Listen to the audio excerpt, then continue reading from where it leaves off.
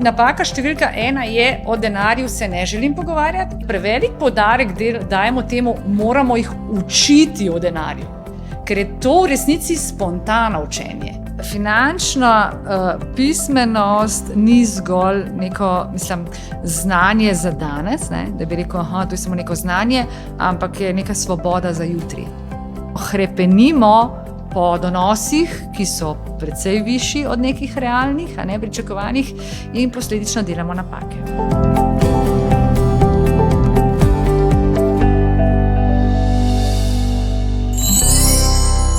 Dobrodošli in pozdravljeni v podcastu Šola z navdihom, ki ga ustvarjamo na založbi Rokus Klet. Danes bomo govorili o zelo pomembni temi za mlade, in sicer o finančnem opismenjevanju. Kdaj začeti, katere napake počnemo predvsem odrasli, in zato smo v goste povabili finančno strokovnjakinjo, svetovalko, strokovnjakinjo za osebne finance Ano Vezovišek, ki družinam in posameznikom pomaga, da denar postane njihov zaveznik. Ana, pozdravljeni. Pozdravljeni. Dobrodošli, a začnemo kar takoj z eno tako enostavno temo, in sicer kje odrasli počnemo največ napak, kje delamo največ napak, ko denar razlagamo otrokom. In pri tem mislim predvsem zglede. Kje dajemo napačne zglede? Ja, prvi zgled je gotovo ta, da se o denarju sploh ne želimo pogovarjati. Ta je tudi najpogostejši, ker govoriti o denarju je še vedno taka tabu tema, zelo prisotna, ki velja za obeh primerih. Če ga imamo veliko, ne smemo o njem govoriti, ja. Če ga nimamo, pa prav tako o njemu ne boš govoril, ker prihaja do tistega sramu. Tako da gotovo napaka številka 1 je, o denarju se ne želim pogovarjati, in če tudi bi otrok želel načeti temo in nas morda malce bolj tipal po tem terenu, zelo hitro rečemo, dovolj je bilo, o tem se ne bomo pogovarjali. A je to še vedno tako, ker recimo, da prihajava iz generacije, kjer je res bilo zelo težko govoriti o denarju, največkrat zaradi tistega, ker je bilo ga premalo? Ja, še vedno je tako, tudi ko govorim s starši številnimi, pa ne nazadnje tudi z otroki, vidim, ko recimo predavam srednješolcem, vidim, da dejansko sami povedo, da se doma o tem ne pogovarjajo. In prav grozljivo je slišati, ko malce potipam in poprašam, a veste, koliko stane neko bivanje v Ljubljani, koliko elektriko, recimo plačujete doma. Ko se pogovarjamo o take stvari, je res presenetljivo, da otroci ne vedo. Govorimo o 16-letnikih, 17-letnikih, kakšne stroške imajo doma. In to so že tiste prve največje napake, zakaj ne bi otroku povedali, koliko kaj stane. Ne nazadnje, v prvem razredu spoznajo številke, od 1 do 100, recimo, zakaj je to tako tuje, zakaj je treba skrivati položnice, jih ne odpreti pred njim, zakaj, ko gremo v trgovino, ne daš nekega poudarka, recimo napaka, zakaj ne pojasniš otroku, da si kupil, to vrsto namesto te vrste, da bi rekel, to je v akciji, se splača kupiti, se pravi, zelo pomembno je, kar opažam, da prevelik poudarek dajemo temu, moramo jih učiti o denarju. Ker je to v resnici spontano učenje. In tako bi moglo biti. Se pravi, ne gre za to, da posedem otroka doma in rečem, danes imamo pa temo finančne pismenosti. Ne, ker starši imamo vsak dan mnogo situacij, ki jih lahko uporabimo za to, da otroku damo nek novi učni moment, in rečemo, poglej, evo, to je ena nova lekcija. Tako da to so stvari, se pravi, na nas starših je največ, to je dejstvo. In mi smo zgled. In šola je lahko zelo dobra podpora. Se pravi, šola nam da teorijo, nam pove, kaj in kako. O tem bomo še govorili. Ampak, če mi ne bomo podprli te teorije doma, bo šlo to stran. In zdaj, če začneva pri nas odraslih, torej pri starših, pogosto je prisoten sram. Nek sram, kot da je težko otroku razložiti, da morda tudi jaz nisem najbolj vešč financ in da tudi jaz nisem bil pravočasno izobražen o vseh stvarih, ki bi jih moral vedeti. Ja, res je zanimivo, recimo, kako ta prepričanja naša grejo iz roda v rod. Ko jaz se soočim z neko odraslo osebo, mi pride in reče, veste, jaz sem danes tukaj, jaz ne znam z denarjem, ker že moja mama ni znala. Recimo, se pravi, že en ta moment, sej itak mi je bilo položeno v zibko, na nek način sem bila prisotna v družini, kjer niso znali denarjem, in je itak čisto okej, če tudi jaz ne znam. Lahko bi bil to tudi oče. Ampak po drugi strani pa je zelo pogosto poudarjam, starši, seveda nam nismo mogli biti top, ker nas nihče ni učil, kot lahko mi danes otroke učimo, lahko pa rečemo, mene nihče ni učil, ampak danes vem, s temi informacijami in znanji, ki jih imam, kaj bi danes naredil drugače. In to manjka, se pravi, to neko samo priznanje, najprej sebi, in potem otroku, se nisem popoln, nič ni narobe s tem, ampak ravno na tej lekciji, kot si bil prisoten, recimo, ko si videl, da smo živeli od plače do plače, pa si videl, ali pa smo živeli s krediti, ne želim, da greš po tej poti. In jaz danes vem, kaj bi lahko spremenil, če bi šel še enkrat, bi bil tako mlad, kot si ti, imel ta največji kapital v času, rečemo, in bi spremenil to in to. In s tem ni nič narobe. In to je tisto, kar rabimo. Recimo, če dam konkreten primer, če tudi grem jaz z neko kartico v trgovino, ki je kreditna kartica, kjer dejansko gre za obročno odplačevanje, ker ne nazadnje ga bodo slej ko prej v šoli o tem učili, in namesto, da čakamo na to neljubo situacijo, da otrok pride domov in reče, mami, zakaj imaš ti to kreditno kartico, ki so v šoli rekli, da ne smemo imeti, da je slab dolg, dajmo mi prvi to skomunicirati.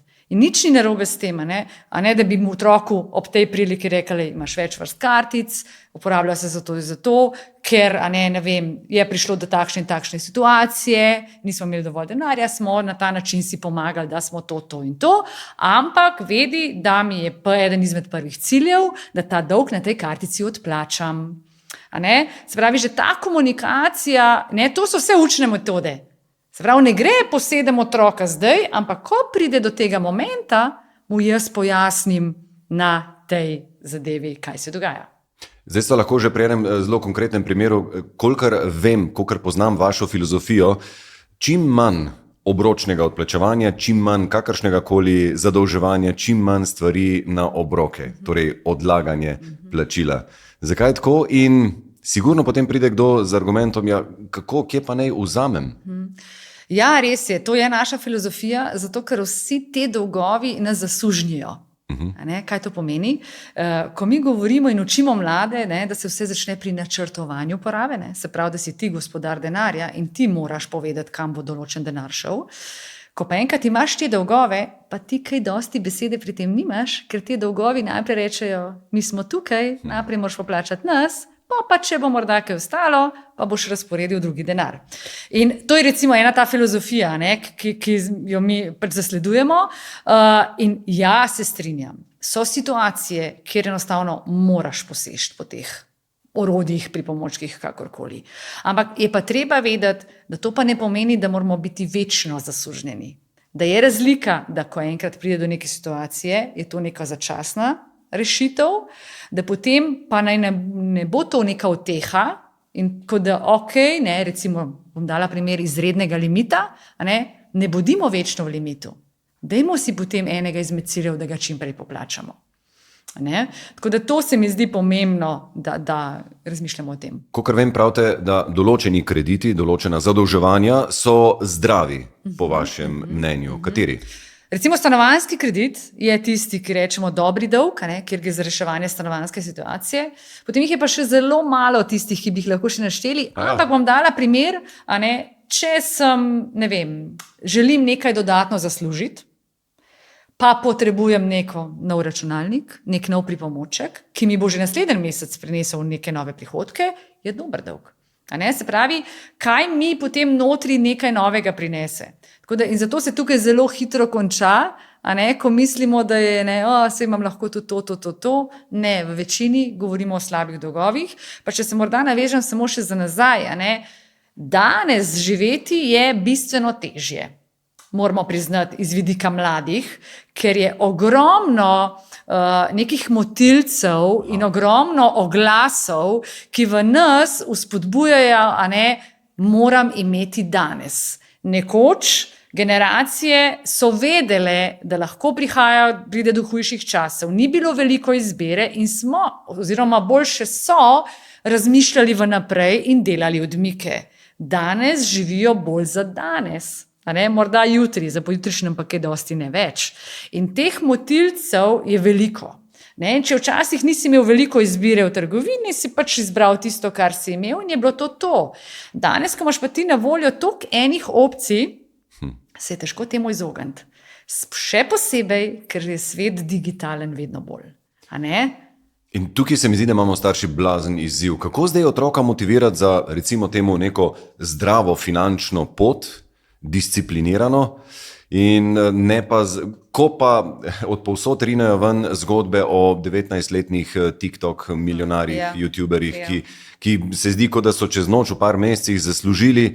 In seveda, kako naj bo otrok motiviran za neko, recimo temu v narekovajih, normalno delo,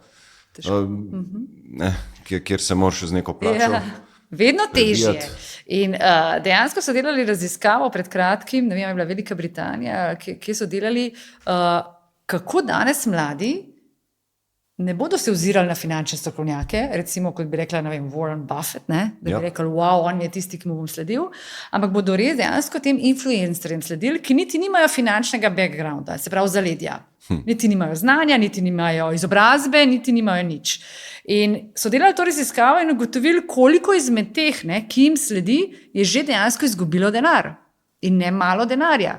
Ker moramo vedeti, da te ljudje, ki promovirajo določene produkte, ali pa ne nazadnje, oni bolj promovirajo to finančno svobodo, ne, kar je še hujše, so v zadju plačani za to, da ljudje investirajo tja, kjer oni omogočajo to finančno svobodo.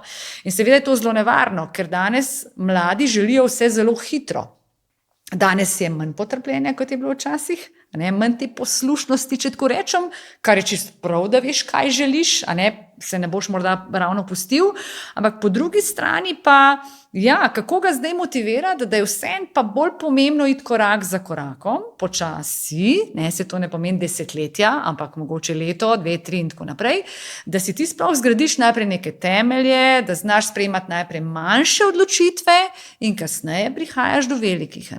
In tukaj je ta težava, ker danes v svetu prepoznati resnico, od laži ali pa od prevare je vedno težje. In še sama vem, ko spremljam kakšna socialna omrežja, vidim, kako pogosto se mi pripeljejo kakšni oglasi ali pa slike mladih ljudi, mesečno zaslužim 4.000 evrov, 10.000 evrov, ker to, ko sprašuješ takole mlade na predavanjih, kakšna pa je vaša prva želena plača, pod 2.000 evrov ne slišiš več. In je velik problem, ker v Sloveniji pa vsi vemo, kakšna je povprečna plača, recimo, da rečemo, je 1.500 evrov, je to velik problem, ker se res vprašaš, kdo bo potem še delal oziroma kaj bodo ti otroci delali. Tako da zato je tukaj na nas, da jih vseeno prizemljimo. Mi starši smo tukaj, se mi zdi pomembni, ker vse, vemo, ni vse, kar se sveti, zlato. Daleč od tega, v svetu osebnih financ tudi ni ravno veliko popravnih izpitov, to zelo pogosto rečem. To pomeni, ko enkrat vstopaš v ta svet, morda z nekim denarjem, res lahko vse izgubiš. In takrat je ta izkušnja lahko tako boleča, da se ne upaš kaj dosti, stopiti naprej, se potegneš vase in je težko se pobrati. Po vašem mnenju, kdaj bi bilo dobro otroka začeti učiti o financah? Kdaj začeti finančno opismenjevati? Jaz pravim, da takoj. Če govorimo zdaj, ločiti moramo. Če smo starši, ko se otrok rodi, ko začne spremljati svet okoli sebe, ko ga prvič peljemo v trgovino in se že zaveda stvari, ko že grabi po policah, so že učni momenti.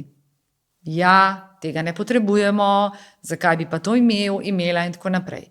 Ko pa govorimo o nekih institucijah, pa že v vrtcu prve neke seznanitve ne bi bile prav nič napačne, govorim seveda na primeren način, drugače pa vsekakor osnovna šola je tista, ko že lahko otroke o tem seznanjamo. Ampak, zdaj, če sama gledam, ki imam doma hči najstnico, kakšen je bil ta učni proces, gotovo se ga da zelo lepo nadgraditi, bom temu rekla. Predvsem iz vidika, da mora biti zelo spontano to vpeto v samo učenje, če tako rečem, ne na način, kot sem bila priča, en izmed knjig, kjer imaš, rečva 8 strani, kaj je vzajemni sklad, kaj je kredit, se pravi zelo tako grobo in teoretično. Namesto, da bi to res uporabljali med igro, praktičnimi primeri. In ko sem razmišljala, mislim, da ni predmeta, ki ne bi mogel uporabiti te tematike v kakšnem, v svojem predmetu. Ker če gremo mogoče malo se sprehoditi, če pogledamo matematiko, vsi smo imeli matematiko, jaz v življenju ne bom pozabila, kako mi obrestni račun takrat ni nič pomagal. Če bi pa zdaj otroku pokazal, kaj pomeni, če 20 evrov začneš danes varčevati, čez leto, 5, 10, 15, 20, je to zgodba popolnoma nekaj drugega.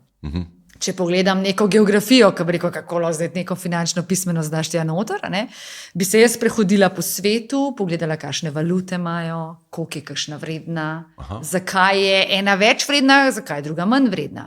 Ali imajo morda še kje, ne vem, blago za blago, ali povsod denarna menjava, zakaj nekateri imajo samo gotovino, nekateri ne. Skratka, in tako se sprehajaš po državah, ki so verjetno bolj zanimive kot zgolj naštej mi glavno mesto, pa državo. Likovni pouk, izdelamo denarnice, izdelamo, ne vem, tehnika, izdelaš skrinco. Skratka, se mi zdi, da če bi pomislili, koliko je teh predmetov, da bi dejansko našli pri vsakmu neke momente, te učne, ki bi lahko to upeljali. Obrestni račun tudi vi še vedno razlagate s prispodobo snežne kepe? Zdaj pri kreditih definitivno se da uporabiti sneženo kepo, kjer dejansko ti lahko zelo hitro se začne valiti in se te krediti hitro odplačujejo. Kar se tiče pa varčevanja, je pa ta najpomembnejši podatek, da res, kot sem že omenila, mladi imajo res ta največji kapital v času. In ko si ti mlad, ko enkrat že starši začnejo varčevati že zate, pa je lahko to 20 evrov, 30, ne moreš primerjati s tistim, ko začne 40-letnik prvič varčevati. To je ta obrestni račun in čas. In to so recimo take pomembne informacije, se mi zdi, ko bodo otroci veliko bolj dovzetni za njih, veliko več odnesli. A pol mislite, da bi finančna vzgoja sodila v učni program v šole? Ker dostikrat starši rečemo, tega nas niso naučili v šolah in potem sem se moral znajti, sem bil vržen v vodo in plavati in tako me je življenje izučilo, to je to, kar vemo o financah. Včasih pa starši tudi malo preveč s prstom kažemo na šolo, češ to bi jih morali tam naučiti, pa smo sami premalo zgled tega. Kombinacija obojega bo mogla biti. Jaz vem, kako je biti starš, pa kako je lažje prenesti odgovornost na druge, ampak sama sem zagovornica tega, da teorija bo verjetno v šoli bolj prisotna, prakso bojo pa lahko doma imeli. In če sama rečem, če bi bilo to tako enostavno, ko v šolah učijo, kako nezdravo je kajenje, kako nezdrava je prekomerna poraba alkohola, zakaj toliko mladih potem podvrženih temu? Zato, ker seveda tudi doma spremljajo določene stvari. In zato se mi zdi pomembno, to je tako, kot bi jaz bila kadilka in otroku govorila, ne smeš kaditi, ni zdravo. Kako resno me bo otrok imel. Enako je, ne se zadolžiti takoj, pa je zadolžena. Recimo, ampak zato se mi zdi ta kombinacija z roko v roki odlična. Da dejansko od starši smo seznanjeni z učnim programom, da vemo, kaj otroke učijo, kdaj na kakšen način, mi pa doma skušamo to preplesta, potem v res neke vsakdanje situacije, v smislu izkoristimo nek moment, ko rečemo, wow, zdaj ga bom pa naučil. Ker recimo, kdaj so ti momenti, gremo v trgovino, kot sem omenila, ne vem, otrok dobi za rojstni dan od dedka, babice denar. Kaj s tem naredimo? Velika, to recimo je zanimivo, starši reče, moj tako je vse zaprav. In jim je to smešno. In jim je to, moj vse zaprav. In jim je smešno. In jaz rečem, to bi mogel biti že prvi alarm. Se pravi, niste do danes dali nobene pozornosti temu, ker to ni okej. S tem na pol pohvalijo. Recimo, jim je to tako, nepomembno. Ampak ta otrok je že zdaj vajen vse porabiti. In ko bo ta otrok dobil, ne vem, prvo plačilo kot študent, bo vse porabil. Ko bo ta otrok dobil prvo plačo, bo vse porabil.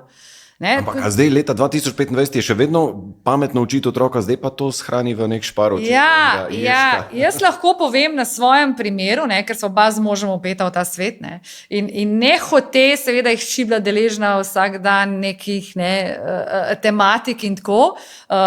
kot sem rekla, ne na način te bo posedla, ampak recimo vsi poznamo te hranilnike, ne, šparovčke, pujske, kakršne koli. Ne. In ko sem jaz odrasle učila, ne, ko pač veljajo neki procenti 20-80, ne, sem razmišljala o tem, ne bi bilo slabo, da bi pa otroke kontra učili. Ne. Se pravi, da imamo nek šparovček, jaz sem ga razdelila na 2 prekata, za male in velike želje. In hči je od malih nog, pravzaprav od 4-5 leta vedela, vsakič, ko je karkoli dobila, smo rekli, 20% je za male želje, 80% damo za velike želje. Primer, 10 €, 2 € je dala v malega, 8 v velike. In ona s tem odrašča. In ko bo ona začela stopati na svojo samostojno pot in bo dobila svoje prve prihodke, in bom jaz takrat, ko bom imela več obveznosti svojih zaplačevati, ko bom morda, šla študirati nekam, bo tam živela in tako naprej, in bomo mi rekli, zdaj pa lahko ti to spremeniš. In boš samo 20 dala na stran, 80 pa načeloma porabiš, za življenje. In takrat bo otroku teh 20 dati na stran nič. Ker bo rekla, vse sem jih mogla 80 dajati. In bo je to normalno. In ona s tem, če gledam, danes živi, ona ima ta vzorec v sebi, vsakič, ko dobi, ona avtomatično razdeli, ona ne razmišlja o tem sploh zakaj, ali ne, ker to je bilo že vse večkrat pojasnjeno, ampak je to del nje. In ko bo ona odrasla, ne bo bilo težave jo prepričevati, kar imamo zdaj izziv pri odraslih, ko jim rečeš, poglejte, minimalno 10% vaših prihodkov bi moglo iti za kratkoročne cilje. Drugih 10% pa za dolgoročne. In ljudje se kar potegnejo vase in si rečejo, ne morem, kako je to mogoče. Zato, ker niso bili nikoli učeni drugače. In ta psihološki vidik je zelo močan, da če si ti od malega pa vajen, pri čemer je ta procent popolnoma drug, in potem ti to samo spremeniš in prilagodiš, ti bo teh 20 normalno. Je teh 80 in 20, je to nek vaš model? Ja, izhajala sem iz tega, kjer dejansko izhajaš pravilo 10-10-80, ki sem ga že pred leti povedala za odrasle, da kratkoročni cilji, dolgoročni in potem razlika. In sem potem razmišljala, ko si mlad, nimaš obveznosti. Ja. Govorimo osnovnošolci. Kakšne obveznosti imaš? Zakaj bi zapravil vse? Zakaj otrokom, veliko dobim vprašanje, a jim damo žepnino? Moje mnenje je, dajte jim takrat, ko ima neke obveznosti. Ne prej. Ker če jim damo mi žepnino kar tako, kaj jih s tem učimo? Da tudi plačo dobimo kar tako? Da denar od nekod pade. To je pač v razmislek. Se to je mnenje, vsak posameznik ima lahko svoje mnenje, ampak jaz osebno ne želim otroka v tem učiti. Jaz želim otroka naučiti, denar dobiš, če si, boš plačala, recimo vožnjo za avtobus, izvoli. In s tem jo bom začela učiti, kako potem razporeja in del sredstev bo imela zase. Tako da meni se zdi pomembno, da otrokom v prvi vrsti moramo zaupati, otrokom moramo dovoliti izkušnje, se pravi, moramo jim dovoliti tudi slabe izkušnje. In ker prej, ko bodo imeli slabo izkušnjo, prej se bodo zavedali, tega ne želim ponoviti. Če bom konkretna, mislim, da je bila hči stara 5 let, mogoče 6, ko si je za božička naročila pri vsakem božičku, 3 so bili, isto stvar, samo druga barva, druga oblika. Bova rekla, neka plišasta igrača. In ko sem jo jaz potem vprašala, daj mi povej, a bi ti danes ponovila enako? Tukaj imaš zdaj 3 iste, tam na polici so in to je to. Rekla, ne, nikoli več. In če bi za to ona sama dala denar, bi bila to še boljša izkušnja. In to se mi zdi, to so vse učni momenti, ki ne čakaš ti na dan, na uro, zdaj te bom pa jaz učil, ampak izkoristiš moment, se spomniš, to bom pa zdaj vprašal. Torej, da učimo otroka razporejanja, financ, 20 ste rekli za male želje, to lahko takoj zapraviš. 80% za velike želje. Ja. Kaj v tem primeru so male pa velike želje, na primeru otroka od 5 ali pa 10 ali pa 15 let? Ja, mislim, odvisno je, mala želja, kaj pa dobimo za 2 €, recimo, če imaš 10 €, mala, boš kupil si, liziko, greš še na kepca, to težko že skoraj, Ampak je to. Ampak je bolj pomembno to, da moramo vzpodbujati tudi porabo. Ne? Če smo prej rekli, da nam ne sme biti nekako smešno, če vse zaprav, moramo tudi paziti na to, da otrok tudi čisto vsega ne zadrži za brez veze. Je super, to je mogoče zanimivo, ker v odraslem svetu obstajajo ljudje, ki pa ničesar noče dati od sebe. In je tudi v partnerstvu potem izziv živeti s takim, ki samo kopiči in tudi družina občuti, pa nima kaj dosti od tega, če nekdo kopiči. In zato ni slabo, da ga tudi malo spodbujaš, pa dejno se, kaj si pa lahko prvoščeš. Če ga vidiš, da mu je težko dati ravno karkoli. Zdaj, kar se tiče pa večjih, pa ne vem, je pa odvisno, seveda, koliko je tega denarja, ampak mu pomagaš, a je to nek nov kolo, a je to neka igrača, a je to neka igrica, odvisno, kakšna je neka želja posameznika, ampak zakaj je zelo pomembno, da mu pomagamo do teh malce večjih ciljev? Zato, ker morda si na tej poti premisli. S tem smo pa spet pri eni lekciji, kako pomembno je, da se ne prenaglimo v življenju in pri nekih odločitvah nakupnih. To za odrasle velja še posebej. Sem že večkrat omenila, ta metoda prespi dan ali dva je odlična. To pomeni, da karkoli sem si danes zamislila, bodi si fizično v trgovini, prediham, grem domov, pa se jutri vprašam, ali bi res to imela. A je to ta metoda PDD? Prespi dan ali dva. Ja, in to je zelo učinkovito in enako recimo spet če gledam pri sebi, pri hčeri to zelo pogosto uporabljam oziroma ne rabim več, ker se je tega že navadila. In ona reče, ok, pogledava, sej veva, že ona reče, sej veva, prespiva, pa vidva pol naslednji dan ali pa dva, odvisno kako vredno je, je ta stvar, bolj kot je vredna, malo več žni si moramo dati. Ker kaj se zgodi? Ne vem, 80% stvari rečemo, ne hvala. Kar 80%? Ja. Če prespiš, ker dejansko kaj se zgodi? Se to mogoče ženske še malo bolj občutimo, po spletnem nakupovanju. Dajmo vse v košarico, kupuješ, nikoli ne potrdi, pejdi naslednji dan v to košarico in večina tistega, kar si dal not, ne bi imel več. In to se mi zdi, to so taki mali triki, kjer pa ti kot odraslemu potem zelo lahko pomagajo. Po drugi strani pa vsi ti triki prežijo z druge strani na nas. Vse akcije, vsi popusti, tisoč in en način je, kako pritegniti pozornost, kako doseči, da boš še dodaten evro, da boš še do en produkt dal v tisto košarico ali pa pač še enkrat posegel po nekem produktu in ga dal v svojo fizično košaro v trgovini. Tako, in izziv današnjega časa je, da je večini denar v digitalni obliki, se pravi, redko kdo še ima gotovino, seveda imajo, ampak vedno manj ljudi.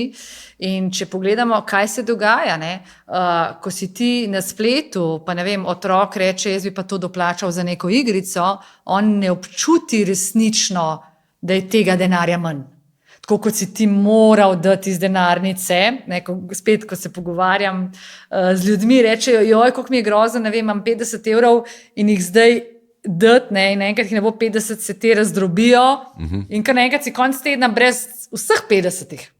To je praksa, se mi zdi.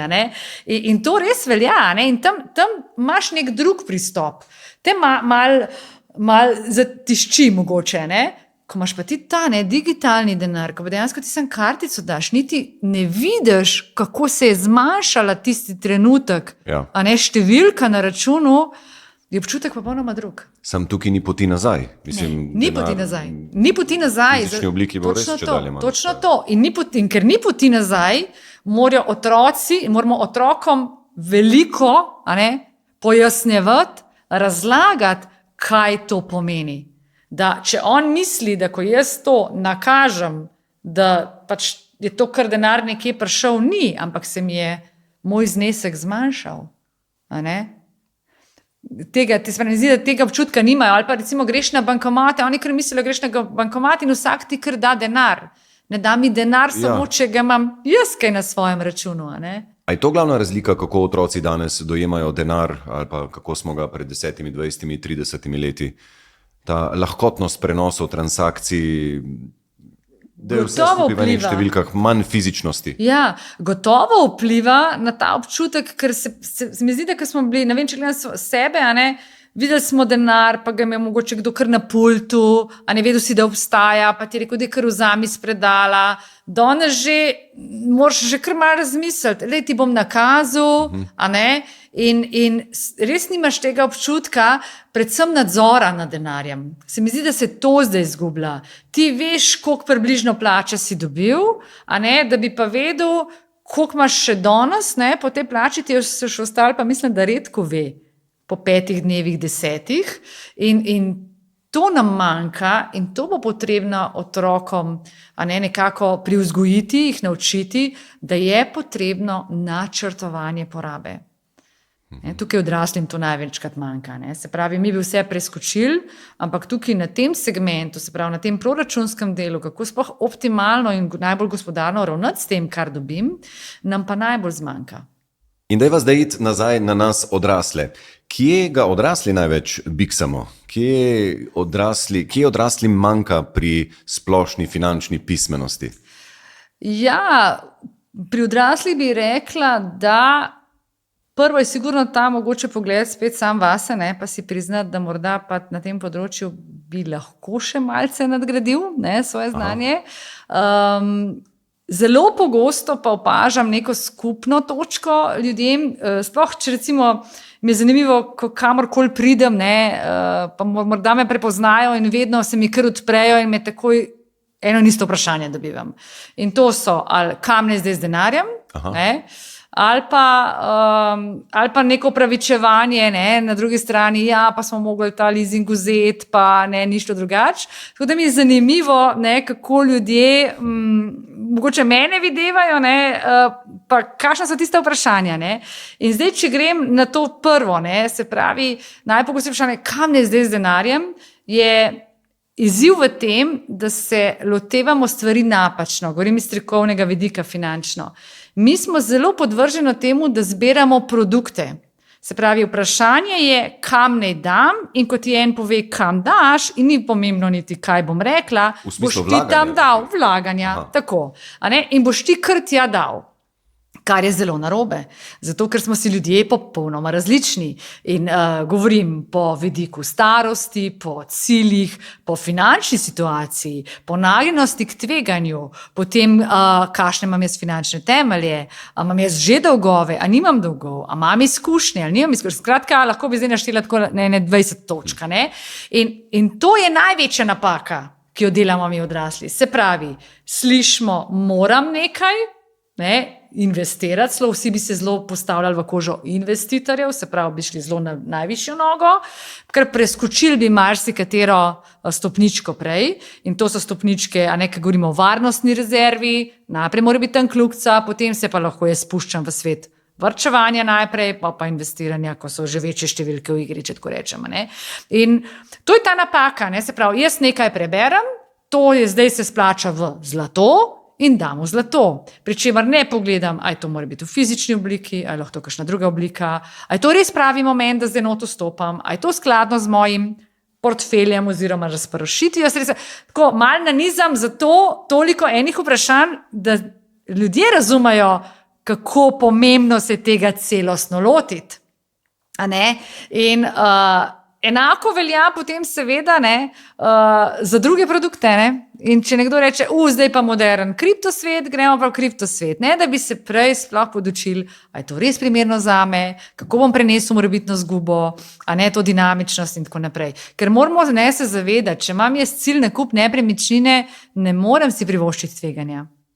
A ne, to so take osnove, ki jih delamo, in seveda odrasli, ne, tako kot mladi, ne, tudi želimo morda nadoknaditi zamujeno, ne, v naših mislih, ne, joj, bi mogel to že prej, pa nisem, in seveda potem nekako hrepenimo po donosih, ki so precej višji od nekih realnih, a ne pričakovanih, in posledično delamo napake. Ja, pohlep je zelo visoko, ne, med človeškimi grehi oziroma pač tisto, kar nas vedno znova nekako spodnese. Ja.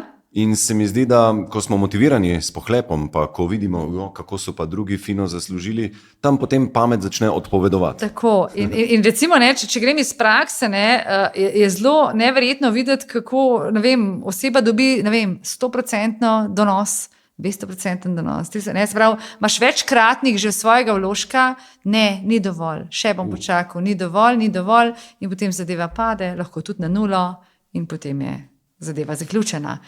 In tako recimo, in veliko imam teh tudi zgodb, sploh ranljivi so recimo kakšni upokojenci. Aha. To recimo je treba povedati, upokojenci, ki bi želeli nekaj še ustvariti, niso najbolj digitalni vešči, saj tukaj se tudi veliko dela na tem področju, to treba pohvaliti tudi državo in tako naprej, ampak kaj se dogaja, tukaj ta pohlep, ki pride, dajte malce investirati, dajte samo 500 €, ti nekam nakažeš, morda ne poznaš niti jezika, ti ni blizu, nakažeš, ti prikažejo neko sliko, ki ni seveda resnična, ti misliš, da je tvoj denar, ti povejo, da lahko še nekaj nakažeš in ti še vedno dodatno nakažeš.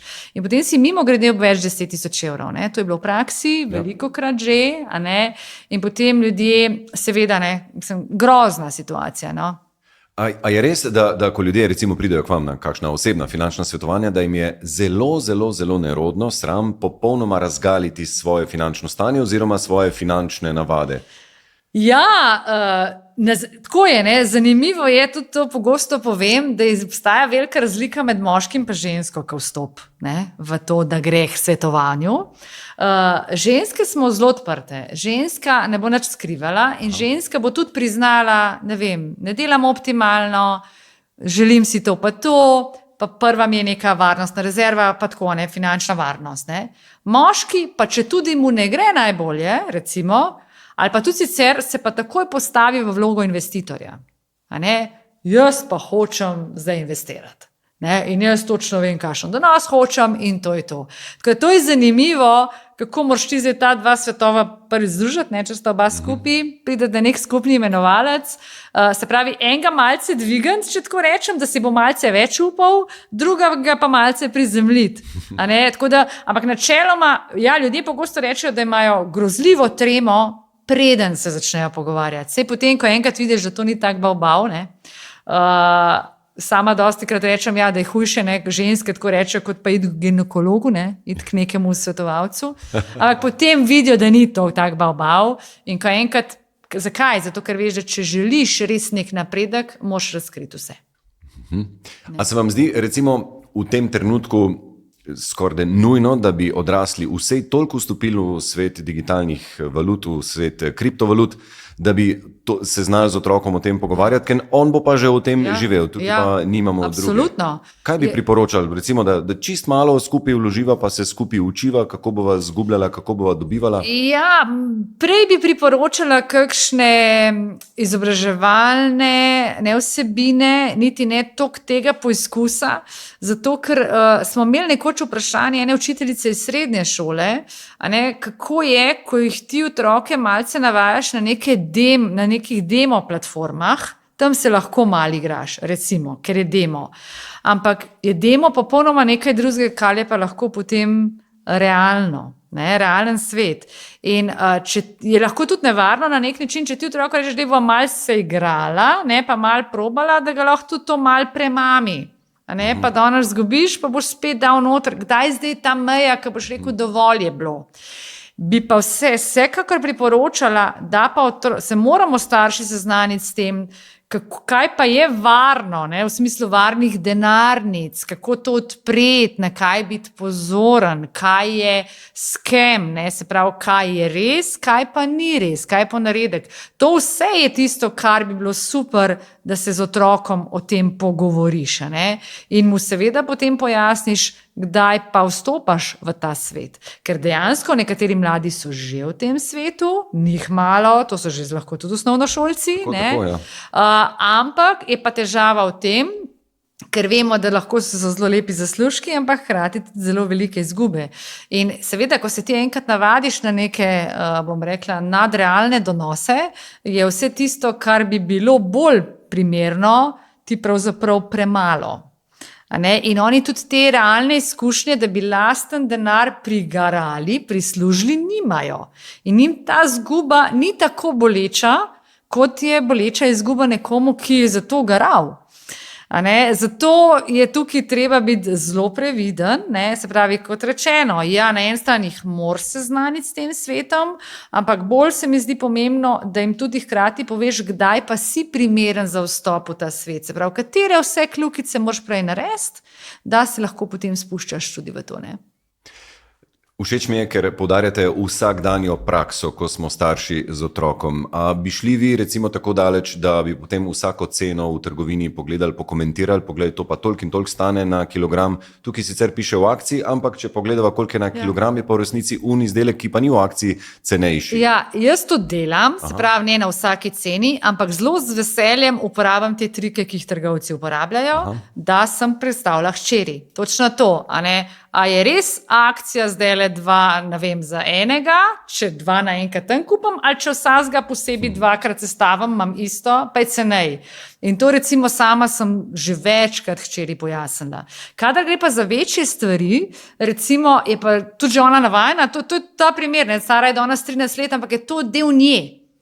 To ni del, ona ne gleda, jaz sem pa finančno bolj pismena ali pa sem vešča, ampak reče, to je neko normalno stanje, da kadar gre za neko mogoče dražjo stvar, pa ni važno, ve, da bova pogledali sicer v trgovini, se vse pozanimali, ampak potem bo šli na splet preveriti ceno, ne. Kaj pa razni drobni tiski, ko imamo neke operaterije, kjer je ogromno enih podatkov, ta paket, pa ta kombinacija, pa ono, veste, ki se človek super je to. Zgubi, Ja. ki se mi zdi, da včasih zanalaš tako napisano, da težko ugotoviš, si izračunaš, kje si na boljšem, pa kje ne. To so super učni momenti. Recimo, jaz mislim, da Za nas imamo, odrasle. jaz mislim, da imamo mi mogoče težavo v tem, da mislim, da imamo otroke res preveč za otroke. V smislu, premalo si še star za to. In ne vem, če gledam zdaj najstnike, mislim, zakaj jim ne bi dal za prebrati neko stvar, pa jim reči, daj probi najdeti trik, daj probi najdeti, jaz se pohecam, najdi vsiljivca. In pol mi hči reče, pa res. Recimo zadnjič sem imela nek primer, bom dala primer, ko dobiš nek mail, in ti piše, nujno klikni, poteče vam dostop do bančnega računa. Recimo, to so zelo take dobri primeri. Jaz sem hčeri dala, evo, daj preberi si, kaj sem dobila. Kaj bi naredila? In je rekla, ona je hiter, tole pa nekaj ne bo okej, jaz pa to ne bi se ustrašila, kar je dobro, da bi se ustrašila. Ampak recimo nekdo bi pa rekel, bi kliknil in potem moraš ti pojasniti ta proces. Pogledaš tukaj na spletni strani, ne sprav te urodna vrstica, kaj piše. A je res ta banka ali ni banka. Poglej si ta trik. Skratka, to je to, o čemer jaz govorim. To so te prakse, ki mi starši lahko damo, ne da bi ob tem delali nek halo, pa rekli, zdaj bom pa še učil o denarju. To je učenje o denarju.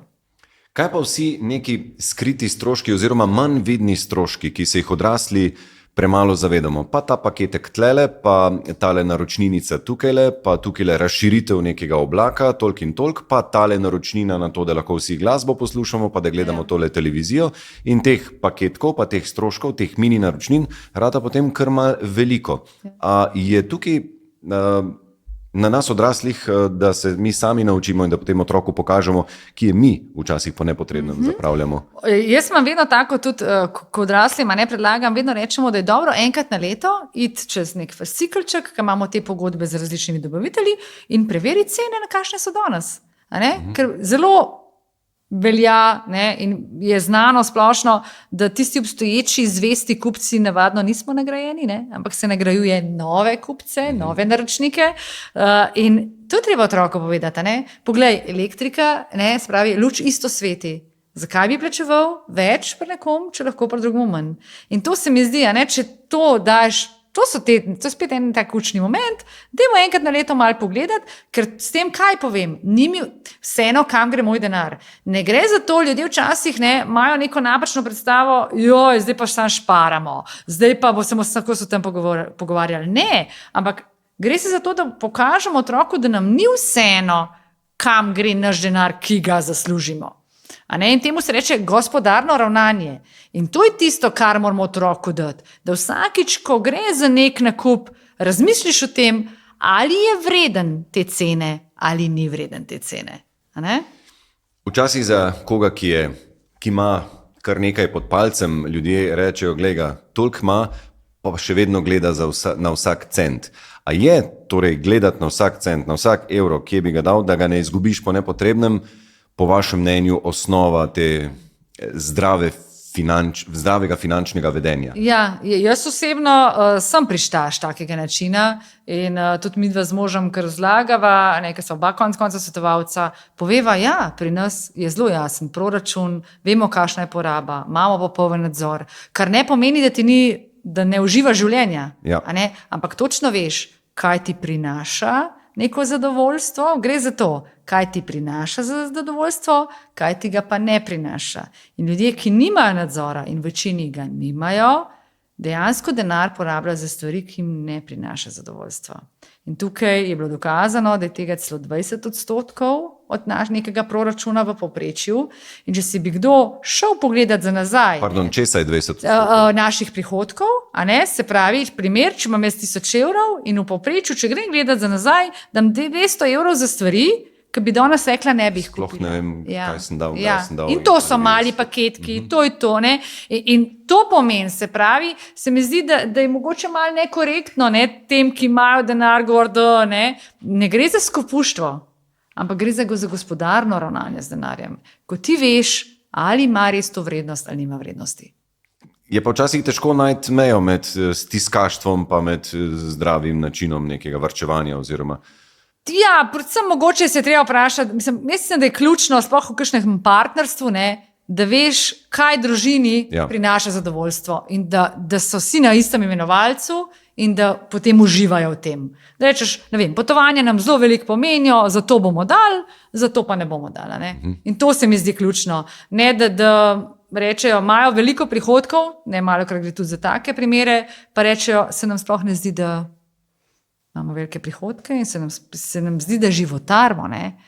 To smo že zelo velikokrat povedala tudi sama, da ko ljudje mislimo, če bi pa jaz imel, toliko pa toliko, bilo pa popolnoma drugače, pa žal lahko sam povem, da je to slaba tolažba. Da v resnici temu ni tako. Da bolj kot rastemo s prihodki, večje so potrebe, večja dokazovanja v družbi.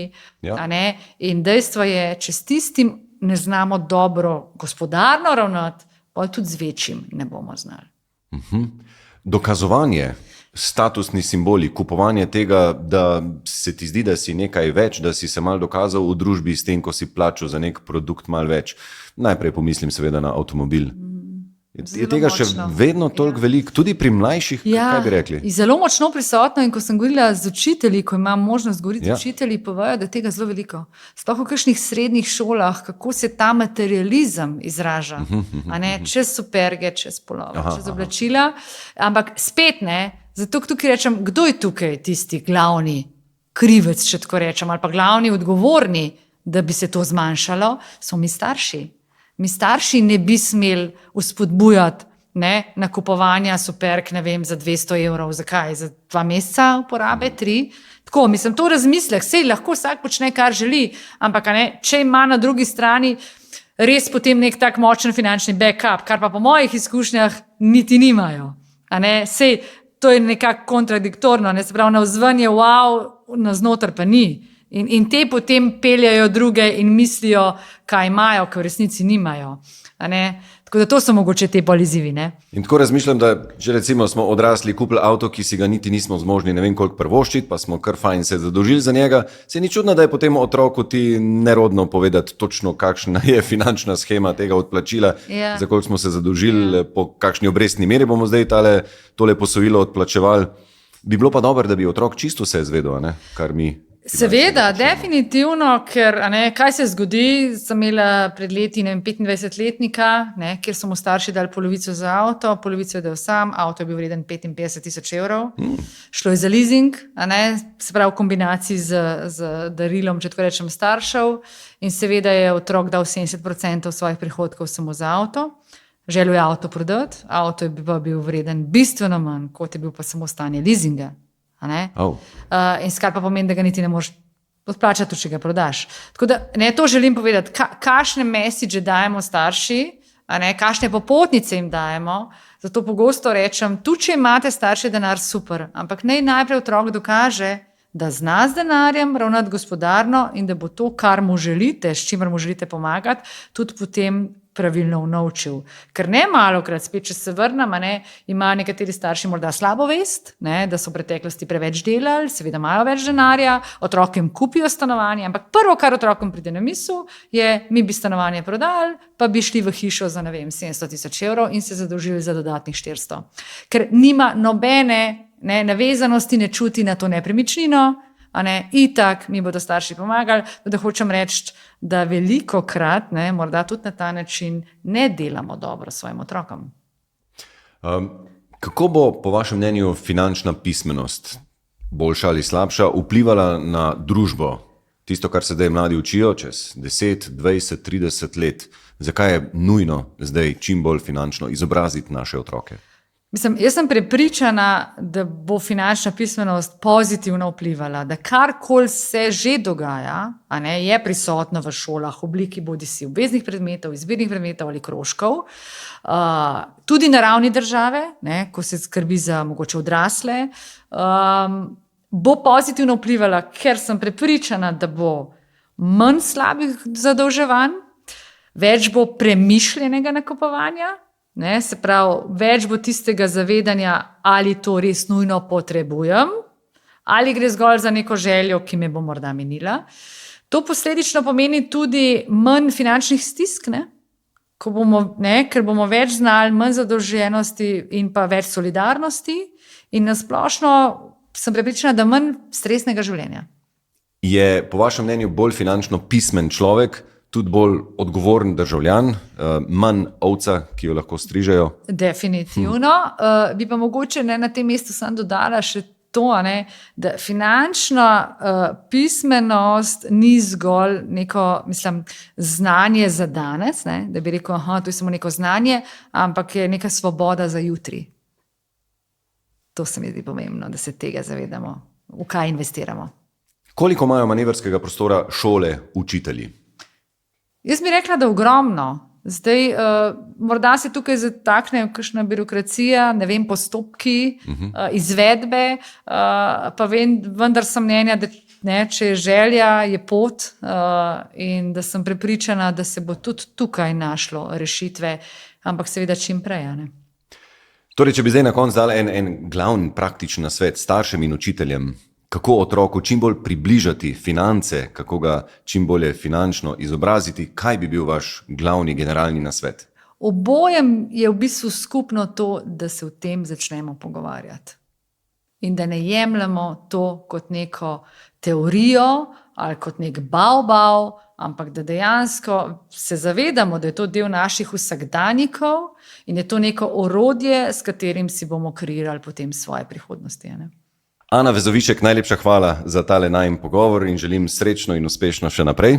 Hvala lepa vam. In to je bila še ena epizoda podcasta Šola z navdihom. Upam, da ste dobili tudi vi kakšno idejo, kako finance čim bolj prijeti v svoje roke in kako predvsem naši mladini razložiti, od kod denar pride in kam naj gre, predvsem kam naj ne gre. Spremljajte nas še naprej na družbenih omrežjih in ostanite navdihnjeni. Se vidimo.